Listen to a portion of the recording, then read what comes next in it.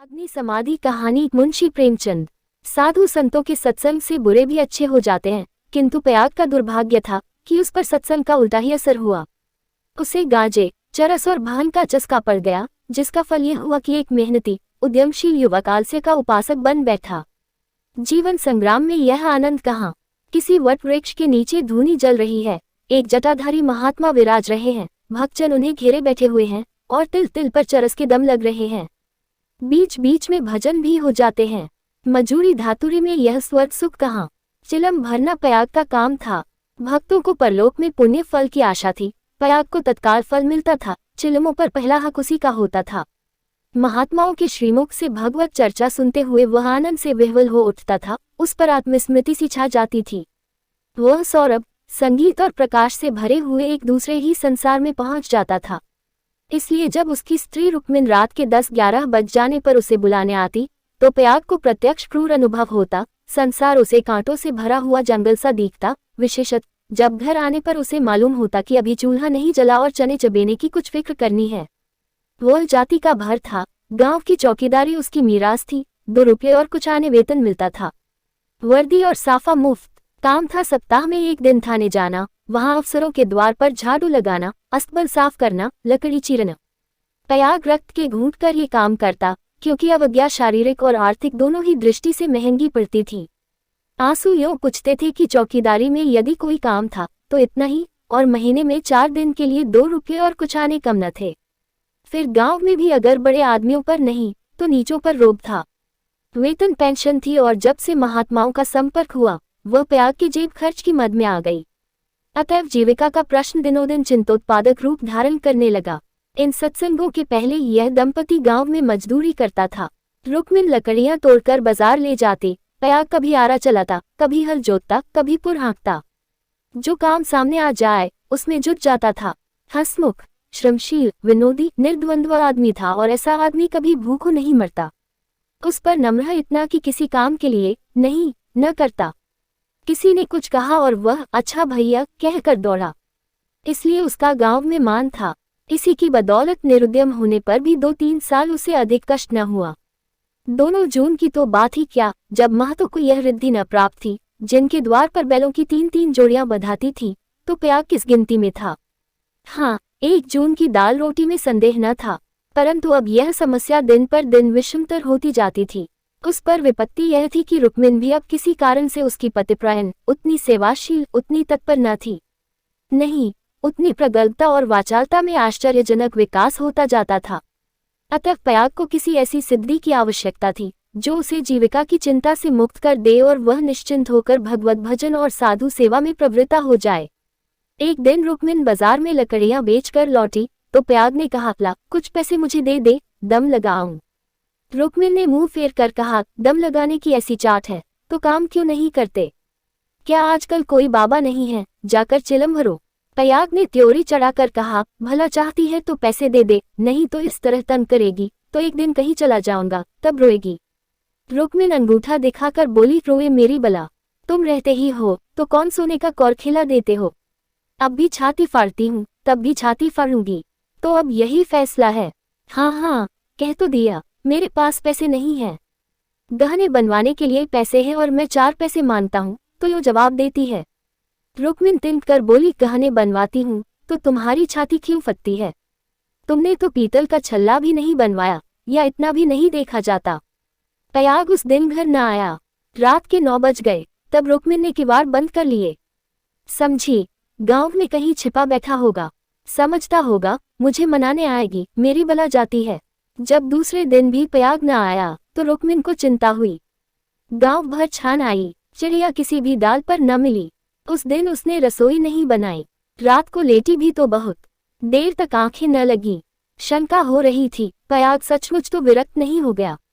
उसने सोचा, प्रातःकाल पत्ता पत्ता छान डालूंगी, किसी साधु संत के साथ होगा, जाकर थाने में रपट कर दूंगी। अभी तड़का ही था कि रुक्मिन थाने में चलने को तैयार हो गई। किवाड़ बंद करके निकली ही थी कि प्रयाग आता हुआ दिखाई दिया, पर वह अकेला न था, उसके पीछे पीछे एक स्त्री भी थी। उसकी छींट की साड़ी, रंगी हुई चादर, लंबा घूंघट और शर्मीली चाल देखकर रुक्मिन का कलेजा धक से हो गया। वो एक क्षण हतबुद्धि सी खड़ी रही, तब बढ़कर नई सौत को दोनों हाथों के बीच में ले लिया और उसे इस भांति धीरे धीरे घर के अंदर ले चली जैसे कोई रोगी जीवन से निराश होकर विषपान कर रहा हो। जब पड़ोसियों की भीड़ छट गई तो रुक्मिन ने पयाग से पूछा, इसे कहाँ से लाए? पयाग ने हंसकर कहा, घर से भागी जाती थी, मुझे रास्ते में मिल गई। घर का काम धांधा करेगी, पड़ी रहेगी, मालूम होता है मुझसे तुम्हारा जी भर गया। पयाग ने तिरछी चितवनों से देखकर कहा, दुध पगली, इसे तेरी सेवा टहल करने को लाया हूँ। नई के आगे पुरानी को कौन पूछता है? चल, मन जिससे मिले वही नई है, मन जिससे न मिले वही पुरानी है। ला, कुछ पैसा हो तो दे दे, 3 दिन से दम नहीं लगाया, पैर सीधे नहीं पड़ते। हाँ, देख 2-4 दिन इस बेचारी को खिला पिला दे, फिर तो आप ही काम करने लगेगी। रुक्मिन ने पूरा रुपया लाकर पयाग के हाथ पर रख दिया। दूसरी बार कहने की जरूरत ही न पड़ी। पयाग में चाहे और कोई गुण हो या न हो, यह मानना पड़ेगा कि वह शासन के मूल सिद्धांतों से परिचित था। उसने भेद नीति को अपना लक्ष्य बना लिया था। 1 मास तक किसी प्रकार की विघ्न बाधा न पड़ी। रुक्मिन अपनी सारी चौकड़ियां भूल गई थी। बड़े तड़के उठती, कभी लकड़ियां तोड़कर, कभी चारा काटकर, कभी उपले पात कर बाजार ले जाती। वहां जो कुछ मिलता उसका आधा तो प्याग के हत्थे चढ़ा देती, आधों में घर का काम चलता। वो सौत को कोई काम न करने देती। पड़ोसियों से कहती, बहन सौत है तो क्या है, तो अभी कल की बहुरिया, 2-4 महीने भी आराम से न रहेगी तो क्या याद करेगी? मैं तो काम करने को हूँ ही। गांव भर में रुक्मिन के शील स्वभाव का बखान होता था, पर सत्संगी घाक प्याग सब कुछ समझता था और अपनी नीति की सफलता पर प्रसन्न होता था। एक दिन बहू ने कहा, दीदी अब तो घर में बैठे बैठे जी उगता है, मुझे भी कोई काम दिला दो। रुक्मिन ने स्नेह सिंचित स्वर में कहा, क्या मेरे मुख में कालिक पुतवाने पर लगी हुई है? भीतर का काम किए जा, बाहर के लिए मैं हूं ही। बहू का नाम कौशल्या था, जो बिगड़कर सिलिया हो गया था।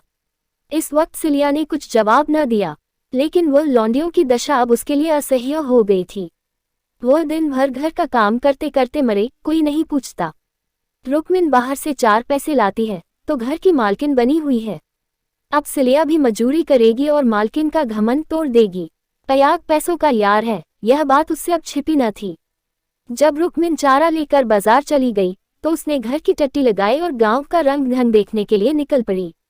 गांव में ब्राह्मण, ठाकुर, कायस्थ, बनिए सभी थे। सिलिया ने शील और संकोच का कुछ ऐसा स्वांग रचा कि सभी स्त्रियां उस पर मुग्ध हो गईं। किसी ने चावल दिया, किसी ने दाल, किसी ने कुछ। नई बहू की आवभगत कौन न करता। पहले ही दौरे में सिलिया को मालूम हो गया कि गांव में पिसनहारी का स्थान खाली है और वह इस कमी को पूरा कर सकती है। वह यहाँ से घर लौटी तो उसके सिर पर गेहूं से भरी हुई एक टोकरी थी। पयाग ने पहर रात ही से चक्की की आवाज सुनी तो रुक्मिन से बोला, आज तो सिलिया अभी से पीसने लगी। रुक्मिन बाजार से आटा लाई थी। अनाज और आटे के भाव में विशेष अंतर न था। उसे आश्चर्य हुआ कि सिलिया इतने सवेरे क्या पीस रही है। उठकर कोठरी में आई तो देखा कि सिलिया अंधेरे में बैठी कुछ पीस रही है। उसने जाकर उसका हाथ पकड़ लिया और टोकरी को उठाकर बोली, तुझसे किसने पीसने को कहा है? किसका अनाज पीस रही है? सिलिया ने निश्चिंत होकर कहा, तुम जाकर आराम से सोती क्यों नहीं? मैं पीसती हूँ तो तुम्हारा क्या बिगड़ता है? चक्की की घुमुर घुमुर भी नहीं सही जाती। लाओ टोकरी दे दो, बैठे बैठे कब तक खाऊंगी, 2 महीने तो हो गए। मैंने तो तुझसे कुछ नहीं कहा। तुम कहो चाहे न कहो, अपना धर्म भी तो कुछ है। तू अभी यहाँ के आदमियों को नहीं जानती। आटा तो पिसाते सबको अच्छा लगता है, पैसे देते रोते हैं। किसका गेहूं है? मैं सवेरे उसके सिर पर पटक आऊंगी। सिलिया ने रुक्मिन के हाथ से टोकरी छीन ली और बोली, पैसे क्यों न देंगे? कुछ बेगार करती हूँ, तू न मानेगी, तुम्हारी लौड़ी बनकर न रहूंगी। यह तकरार सुनकर पयाग भी आ पहुंचा और रुक्मिन से बोला, काम करती है तो करने क्यों नहीं देती? अब क्या जन्म भर बहुरिया ही बनी रहेगी? हो गए 2 महीने, तुम क्या जानो, नाक तो मेरी कटेगी। सिलिया बोल उठी, तो क्या कोई बैठे खिलाता है? चौका बर्तन, झाड़ू बहारू, रोटी पानी, पीसना कूटना, यह कौन करता है? पानी खींचते खींचते मेरे हाथों में घट्टे पड़ गए, मुझसे अब सारा काम न होगा। पयाग ने कहा, तो तू ही बाजार जाया कर, घर का काम रहने दे, रुक्मिन कर लेगी। रुक्मिन ने आपत्ति की, ऐसी बात मुंह से निकालते लाज नहीं आती। 3 दिन की बहुरिया बाजार में घूमेगी तो संसार क्या कहेगा? सिलिया ने आग्रह करके कहा, संसार क्या कहेगा, क्या कोई अब करने जाती हूँ? सिलिया की डिग्री हो गई, आधिपत्य रुक्मिन के हाथ से निकल गया। सिलिया की अमलदारी हो गई। जवान औरत थी, गेहूं पीस कर उठी तो औरों के साथ घास छीलने चली गई और इतनी घास छीली कि सब दंग रह गईं। गट्ठा उठाए न उठता था। जिन पुरुषों को घास छीलने का बड़ा अभ्यास था उनसे भी उसने बाजी मार ली। यह गट्ठा 12 आने का बिका। सिलिया ने आटा, चावल, दाल, तेल, नमक, तरकारी, मसाला सब कुछ लिया और 4 आने बचा भी लिए। रुक्मिन ने समझ रखा था कि सिलिया बाजार से 2-4 आने पैसे लेकर लौटेगी तो उसे दे दूंगी और दूसरे दिन से फिर बाजार जाने लगूंगी, फिर मेरा राज्य हो जाएगा। पर यह सामान देखे तो आंखें खुल गईं। पयाग खाने बैठा तो मसालेदार तरकारी का बखान करने लगा। महीनों से ऐसी स्वादिष्ट वस्तु मयस्सर न हुई थी। बहुत प्रसन्न हुआ। भोजन करके वह बाहर जाने लगा तो सिलिया बरोठे में खड़ी मिल गई। बोला, आज कितने पैसे मिले? 12 आने मिले थे, सब खर्च कर डाले, कुछ बचे हों तो मुझे दे दे। सिलिया ने बचे हुए 4 आने पैसे दे दिए। पयाग पैसे खनखनाता हुआ बोला, तूने तो आज मालामाल कर दिया। रुक्मिन तो 2-4 पैसों ही में टाल देती थी। मुझे गाड़ कर रखना थोड़े ही है। पैसा खाने पीने के लिए है कि गाड़ने के लिए? अब तू ही बाजार जाया कर, रुक्मिन घर का काम करेगी।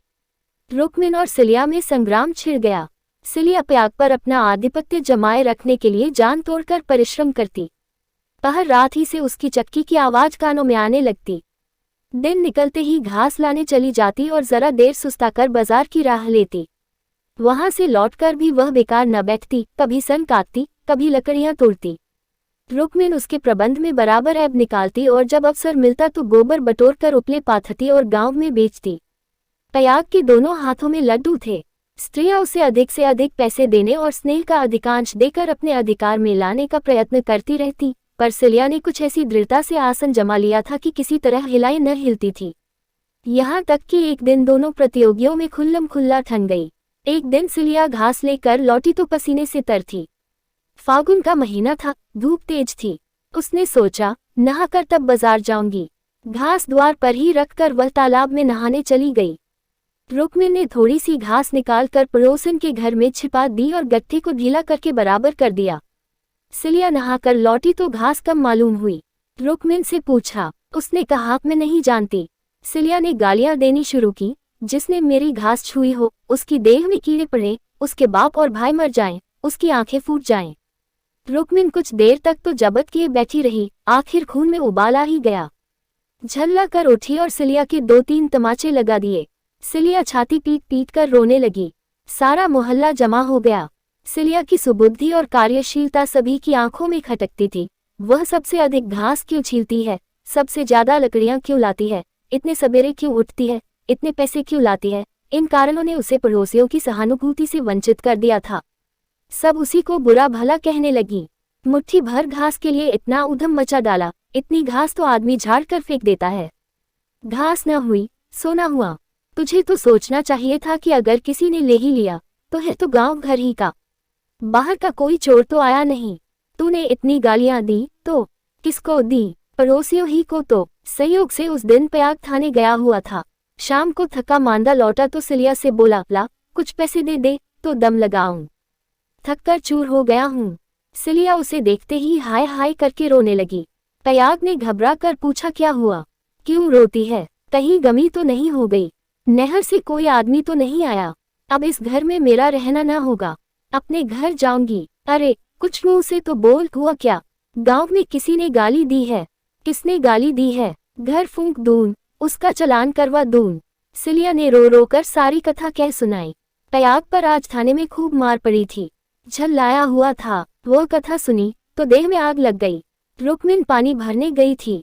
वह अभी घड़ा भी न रखने पाई थी कि पयाग उस पर टूट पड़ा और मारते मारते बेदम कर दिया। वह मार का जवाब गालियों से देती थी और पयाग हर एक गाली पर और झल्ला झल्ला कर मारता था। यहाँ तक कि रुक्मिन के घुटने फूट गए, चूड़ियां टूट गईं। सिलिया बीच बीच में कहती जाती थी, वाह रे तेरा दीदा, वाह रे तेरी जबान, ऐसी तो औरत ही नहीं देखी। औरत काहे को, डाइन है, जरा भी मुंह में लगाम नहीं। किंतु रुक्मिन उसकी बातों को मानो सुनती ही न थी। उसकी सारी शक्ति पयाग को कोसने में लगी हुई थी। पयाग मारते मारते थक गया, पर रुक्मिन की जबान न थकी। बस यही रट लगी हुई थी, तू मर जा, तेरी मिट्टी निकले, तुझे भवानी खाया, तुझे मिर्गी आए। पयाग रह रहकर क्रोध से तिलमिला उठता और आकर 2-4 लाते जमा देता, पर रुक्मिन को अब शायद चोट ही न लगती थी। वह जगह से हिलती भी न थी। सिर के बाल खोले जमीन पर बैठी इन्हीं मंत्रों का पाठ कर रही थी। उसके स्वर में अब क्रोध न था, केवल एक उन्मादमय प्रवाह था। उसकी समस्त आत्मा हिंसा कामना की अग्नि से प्रज्वलित हो रही थी। अंधेरा हुआ तो रुक्मिन उठकर एक ओर निकल गई, जैसे आंखों से आंसू की धार निकल जाती है। सिलिया भोजन बना रही थी। उसने उसे जाते देखा भी, पर कुछ पूछा नहीं। द्वार पर पयाग बैठा चिलम पी रहा था। उसने भी कुछ न कहा। जब फसल पकने लगती थी तो 1.5-2 महीने तक पयाग को हार की देखभाल करनी पड़ती थी। उसे किसानों से दोनों फसलों पर हल पीछे कुछ अनाज बंधा हुआ था। माघी में वह हार के बीच में थोड़ी सी जमीन साफ करके एक मड़ैया डाल लेता था और रात को खा पी कर आग, चिलम और तमाकू चरस लिए हुए इसी मड़ैया में जाकर पड़ा रहता था। चैत के अंत तक उसका यही नियम रहता था। आजकल वही दिन थे। फसल पकी हुई तैयार खड़ी थी। 2-4 दिन में कटाई शुरू होने वाली थी। पयाग ने 10 बजे रात तक रुक्मिन की राह देखी। फिर यह समझकर कि शायद किसी पड़ोसन के घर सो रही होगी, उसने खा पी कर अपनी लाठी उठाए और सिलिया से बोला, किवाड़ बंद कर ले, अगर रुक्मिन आए तो खोल देना और मना जुना कर थोड़ा बहुत खिला देना। तेरे पीछे आज इतना तूफान हो गया, मुझे न जाने इतना गुस्सा कैसे आ गया। मैंने उसे कभी फूल की छड़ी से भी न छुआ था। कहीं बूढ़ घास न मरी हो तो कल आफत आ जाए। सिलिया बोली, न जाने वह आएगी कि नहीं। मैं अकेली कैसे रहूंगी, मुझे डर लगता है। तो घर में कौन रहेगा? सूना घर पाकर कोई लोटा थाली उठा ले जाए तो डर किस बात का है? फिर रुक्मिन तो आती ही होगी। सिलिया ने अंदर से टट्टी बंद कर ली। पयाग हार की ओर चला। चरस की तरंग में यह भजन गाता जाता था, ठगेनी क्या नैना झमकावे, कद्दू काट मृदंग बनावे, नींबू काट मजीरा, 5 तरोई मंगल गावे, नाचे बालम खीरा। रूपा पहिर के रूप दिखावे, सोना पहिर रिझावे, गले डाल तुलसी की माला, 3 लोग भरमावे। ठगेनी। सहसा सिवाने पर पहुंचते ही उसने देखा कि सामने हार में किसी ने आग जलाई। एक क्षण में एक ज्वाला सी दहक उठी। उसने चिल्लाकर पुकारा, कौन है वहां? अरे, यह कौन आग जलाता है? ऊपर उठती हुई ज्वालाओं ने अपनी आग्नेय जिना से उत्तर दिया। अब पयाग को मालूम हुआ कि उसकी मड़ैया में आग लगी हुई है। उसकी छाती धड़कने लगी। इस मड़ैया में आग लगाना रुई के ढेर में आग लगाना था। हवा चल रही थी। मड़ैया के चारों ओर एक हाथ हटकर पकी हुई फसल की चादर सी बिछी हुई थी। रात में भी उनका सुनहरा रंग झलक रहा था। आग की एक लपट, केवल एक जरा सी चिनगारी सारे हार को भस्म कर देगी। सारा गांव तबाह हो जाएगा। इसी हार से मिले हुए दूसरे गांव के भी हार थे, वे भी जल उठेंगे। ओह, लपटें बढ़ती जा रही हैं। अब विलंब करने का समय न था। पयाग ने अपना उपला और चिलम वही पटक दिया और कंधों पर लोबन लाठी रखकर बेतहाशा मड़ैया की तरफ दौड़ा। मेड़ों से जाने में चक्कर था, इसलिए वह खेतों में से होकर भागा जा रहा था। प्रति क्षण ज्वाला प्रचंडतर होती जाती थी और पयाग के पांव और तेजी से उठ रहे थे। कोई तेज घोड़ा भी इस वक्त उसे पा न सकता था। अपनी तेजी पर उसे स्वयं आश्चर्य हो रहा था। जान पड़ता था, पांव भूमि पर पड़ते ही नहीं। उसकी आंखें मड़ैया पर लगी हुई थी, दाहिने बाएं से और कुछ न सूझता था। इसी एकाग्रता ने उसके पैरों में पर लगा दिए थे। न दम फूलता था, न पांव थकते थे। 3-4 फरलांग उसने 2 मिनट में तय कर लिए और मड़ैया के पास जा पहुंचा। मड़ैया के आसपास कोई न था। किसने यह कर्म किया है, यह सोचने का मौका न था। उसे खोजने की तो बात ही और थी। पयाग का संदेह रुक्मिन पर हुआ, पर यह क्रोध का समय न था। ज्वालाएं कुचाली बालकों की भांति ठट्ठा मारती, धक्कम धक्का करती, कभी दाहिनी ओर लपकती और कभी बाईं तरफ। बस ऐसा मालूम होता था कि लपट अब खेत तक अब पहुंची। मानो ज्वालाएं आग्रहपूर्वक क्यारियों की ओर बढ़ती और असफल होकर दूसरी बार फिर दूने वेग से लपकती थी। आग कैसे बुझे? लाठी से पीटकर बुझाने का गुण था। वह तो निरी मूर्खता थी। फिर क्या हो, फसल जल गई तो फिर वह किसी को मुंह न दिखा सकेगा। आह, गांव में कोहराम मच जाएगा, सर्वनाश हो जाएगा। उसने ज्यादा नहीं सोचा। गंवारों को सोचना नहीं आता। पयाग ने लाठी संभाली, जोर से एक छलांग मारकर आग के अंदर मड़ैया के द्वार पर जा पहुंचा। जलती हुई मड़ैया को अपनी लाठी पर उठाया और उसे सिर पर लिए सबसे चौड़ी मीड़ पर गांव की तरफ भागा। ऐसा जान पड़ा मानो कोई अग्नियान हवा में उड़ता चला जा रहा है। फूस की जलती हुई धाजियां उसके ऊपर गिर रही थी, पर उसे इसका ज्ञान तक न होता था। एक बार एक मूठा अलग होकर उसके हाथ पर गिर पड़ा। सारा हाथ भून गया, पर उसके पांव पल भर भी नहीं रुके। हाथों में जरा भी हिचक न हुई। हाथों का हिलना खेती का तबाह होना था। पयाग की ओर से अब कोई शंका न थी। अगर भय था तो यही कि मलैया का वह केंद्र भाग जहां लाठी का कुंदा डालकर पयाग ने उसे उठाया था न जल जाए, क्योंकि छेद के फैलते ही मलैया उसके ऊपर आ गिरेगी और अग्नि समाधि में मग्न कर देगी। पयाग यह जानता था और हवा की चाल से उड़ा चला जाता था। 4 फरलांग की दौड़ है। मृत्यु अग्नि का रूप धारण किए हुए पयाग के सर पर खेल रही है और गांव की फसल पर। उसकी दौड़ में इतना वेग है कि ज्वालाओं का मुंह पीछे को फिर गया है और उसकी दाहक शक्ति का अधिकांश वायु से लड़ने में लग रहा है। नहीं तो अब तक बीच में आग पहुंच गई होती और हाहाकार मच गया होता। 1 फरलांग तो निकल गया, पयाग की हिम्मत ने हार नहीं मानी। वह दूसरा फरलांग भी पूरा हो गया। देखना पयाग, 2 फरलांग की और कसर है, पाँव जरा भी सुस्त न हो। ज्वाला लाठी के कुंदे पर पहुंची और तुम्हारे जीवन का अंत है। मरने के बाद भी तुम्हें गालियां मिलेंगी, तुम अनंत काल तक आहों की आग में जलते रहोगे। बस 1 मिनट और, अब केवल 2 खेत और रह गए हैं। सर्वनाश, लाठी का कुंदा निकल गया। मलैया नीचे खिसक रही है, अब कोई आशा नहीं। पयाग प्राण छोड़कर दौड़ रहा है, वह किनारे का खेत आ पहुंचा। अब केवल 2 सेकंड का और मामला है। विजय का द्वार सामने 20 हाथ पर खड़ा स्वागत कर रहा है। उधर स्वर्ग है, इधर नरक। मगर वह मलैया खिसकती हुई पयाग के सिर पर आ पहुंची। वह अब भी उसे फेंककर अपनी जान बचा सकता है, पर उसे प्राणों का मोह नहीं। वह उस जलती हुई आग को सिर पर लिए भागा जा रहा है। वहां उसके पांव लड़खड़ाए। अब यह क्रूर अग्नि लीला नहीं देखी जाती। एकाएक एक स्त्री सामने के वृक्ष के नीचे से दौड़ती हुई पयाग के पास पहुंची। यह रुक्मिन थी। उसने तुरंत पयाग के सामने आकर गर्दन झुकाए और जलती हुई मलैया के नीचे पहुंचकर उसे दोनों हाथों पर ले लिया। उसी दम पयाग मूर्छित होकर गिर पड़ा। उसका सारा मुंह झुलस गया था। रुक्मिन उसके अलाव को लिए 1 सेकंड में खेत के दौड़े पर आ पहुंची, मगर इतनी दूर में उसके हाथ जल गए, मुंह जल गया और कपड़ों में आग लग गई। उसे अब इतनी सुधि भी न थी कि मलैया के बाहर निकल आए। वह मलैया को लिए हुए गिर पड़ी। इसके बाद कुछ देर तक मलैया हिलती रही।